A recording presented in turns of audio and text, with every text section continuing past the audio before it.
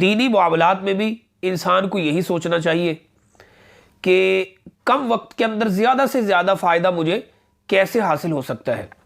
فرمایا کہ یہ پڑھنا، اس کے پڑھنے کی وجہ سے اللہ رب العزت 3 دفعہ اگر کوئی پڑھ لے، یعنی 3 دفعہ یہ فقرہ، یہ جملہ پڑھنا ہے، اس کے پڑھنے کی وجہ سے فرمایا جتنا وقت تم نے عبادت کے اندر گزارا ہے۔ بسم اللہ الرحمن الرحیم، ان الحمد للہ نحمدہ ونصلی ونسلم علی رسولہ الکریم، اما بعد۔ جیسے دنیاوی معاملات میں انسان یہ چاہتا ہے کہ کم وقت کے اندر میرا زیادہ سے زیادہ فائدہ ہو جائے، تو اسی طرح دینی معاملات میں بھی انسان کو یہی سوچنا چاہیے کہ کم وقت کے اندر زیادہ سے زیادہ فائدہ مجھے کیسے حاصل ہو سکتا ہے۔ وہ مسلم شریف کی حدیث ہے، حضور پاک صلی اللہ علیہ وسلم نماز فجر کے لیے مسجد میں تشریف لے جانے لگے۔ آپ نے دیکھا کہ امہات المؤمنین حضرت جویریہ رضی اللہ تعالیٰ عنہا عبادت کے اندر مشغول تھی، مصلی پر بیٹھی ہوئی تھی۔ حضور صلی اللہ علیہ وسلم مسجد میں تشریف لے گئے، آپ صلی اللہ علیہ وسلم نے نماز پڑھی، نماز پڑھنے کے بعد اشراق کا انتظار کیا۔ اشراق پڑھنے کے بعد جب حضور صلی اللہ علیہ وسلم گھر میں تشریف لائے، دیکھا تو جیسے امہات المؤمنین کو چھوڑ کر گئے تھے مصلی پر، ویسے ہی وہ بیٹھی عبادت کے اندر مشغول ہیں۔ حضور صلی اللہ علیہ وسلم نے ان سے پوچھا کہ جب سے میں گیا ہوں تب سے لے کر اب تک تم عبادت کے اندر مشغول ہو؟ کہنے لگی جی ہاں یا رسول اللہ صلی اللہ علیہ وسلم۔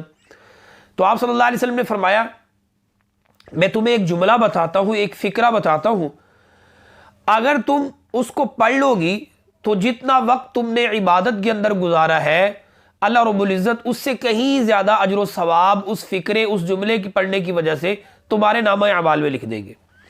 فرمانے لگی یا رسول اللہ صلی اللہ علیہ وسلم ضرور بتائیے۔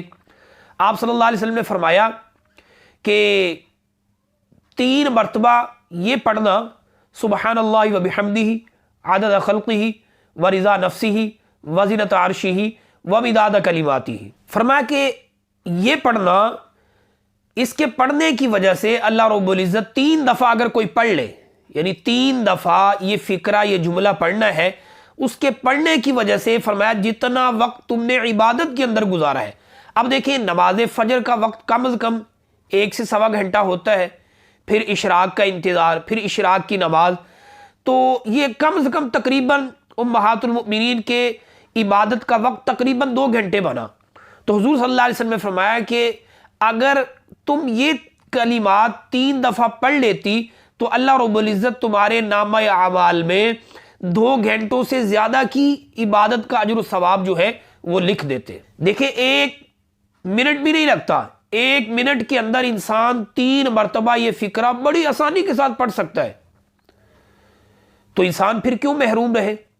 اسی طرح امام ترمذی رحمہ اللہ نے ایک حدیث نقل کی ہے، حضرت عمر رضی اللہ تعالیٰ عنہ فرماتے ہیں نبی اکرم صلی اللہ علیہ وسلم نے ارشاد فرمایا کہ اگر کوئی شخص بازار میں جاتے ہوئے یہ کلمہ پڑھ لے، فرمایا اللہ اس کے نامہ اعمال میں 10 لاکھ نیکیوں کا اجر و ثواب لکھ دیتے ہیں، یعنی 10 لاکھ نیکیوں کا اجر و ثواب اس کے کھاتے میں لکھ دیتے ہیں۔ وہ کلمہ کون سا ہے؟ چوتھا کلمہ جو ہم میں سے بلکہ بچوں کو یاد ہے، لا الہ الا اللہ وحدہ لا شریک لہ لہ الملک و لہ الحمد یحیی و یمیت وہو حی لا یموت بیدہ الخیر وہو علی کل شیء قدیر۔ فرمایا کہ اگر کوئی بازار میں داخل ہوتے وقت یہ کلمہ پڑھ لے، اللہ اس کے نامہ اعمال کے اندر 10 لاکھ نیکیوں کا اجر و ثواب لکھ دیتے ہیں۔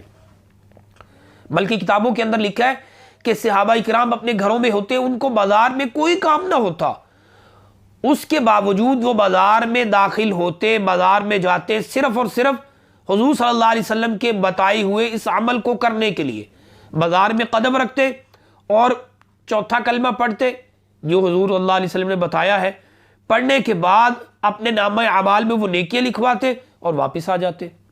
کتنے چھوٹے چھوٹے یہ اعمال اور اللہ کی طرف سے انعامات کتنے بڑے ہیں۔ پھر یہ بات کہ انسان کو اس کے اجر و ثواب میں شک نہیں کرنی چاہیے کہ انسان یہ سوچے کہ بھئی دیکھیں بظاہر دیکھنے میں عمل اتنا چھوٹا ہے اور اجر اتنا بڑا کیسے مل سکتا ہے۔ بھئی اللہ غفور الرحیم ہے، اللہ کریم ذات ہے، اللہ رب العزت جتنا چاہے انسان کو نواز سکتی ہے، اللہ سے کون سا کسی نے کوئی حساب لینا ہے۔